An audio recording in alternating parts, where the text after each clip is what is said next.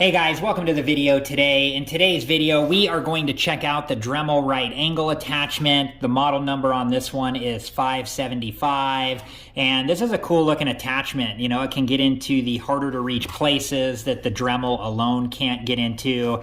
They got an example right there of what it can do. Here are some different features that are listed on the back, and it comes with a drive adapter.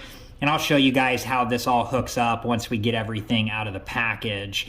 Down here are the different models that this attachment works with, and I have a Dremel 4300 which is not listed here, but I looked online and verified that this attachment does work with the Dremel 4300. This packaging might have been made before the Dremel 4300 came out. So, okay, let me go ahead and get this out of the package and get everything organized, and I'll be right back.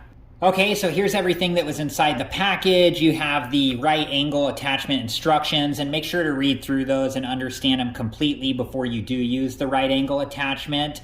It will tell you everything you need to know on how to use it both safely and properly. We have the right angle attachment, product registration. They give you a wrench, a collet, the drive adapter, and a collet nut there. So let me show you how this hooks up to my Dremel 4300. Okay, so the first thing we're going to do is to remove the protective cap here from the right angle attachment, and we'll just set that off to the side.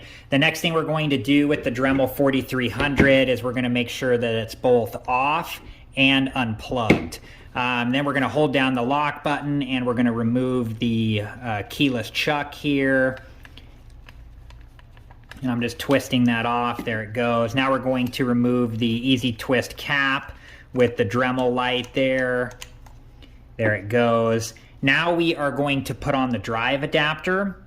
And when we put this on, we want to get it hand tight. So we're going to hold down the lock button and hand tight. And it says you don't want to over tighten this. We are going to just do, after hand tight, just an additional 1/3 of a turn, like so.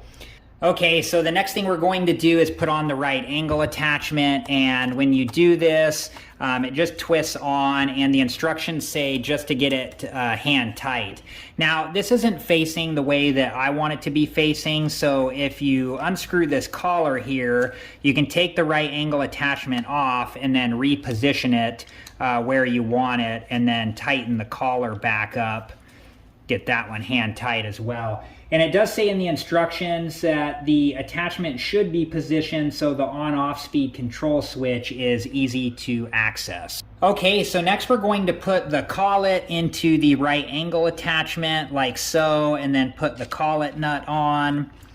And we're going to put in the sanding drum mandrel and sanding band. That's the attachment that I'm going to test this with. Okay, and then we're going to use another accessory, and you use the shank portion of the accessory and you put it into the housing opening.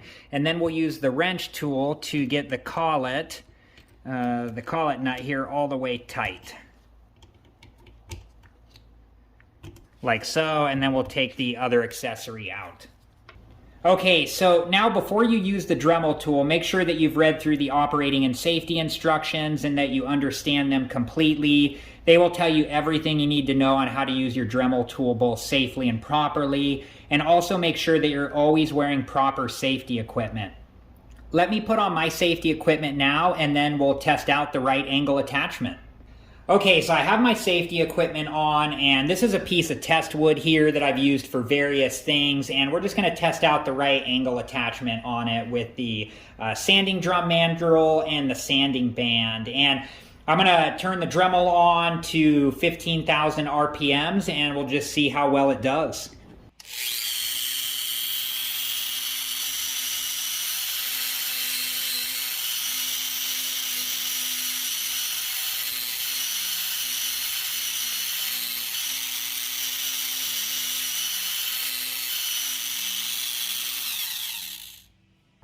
All right, guys, well, that was it, the Dremel right angle attachment, and this is an awesome attachment.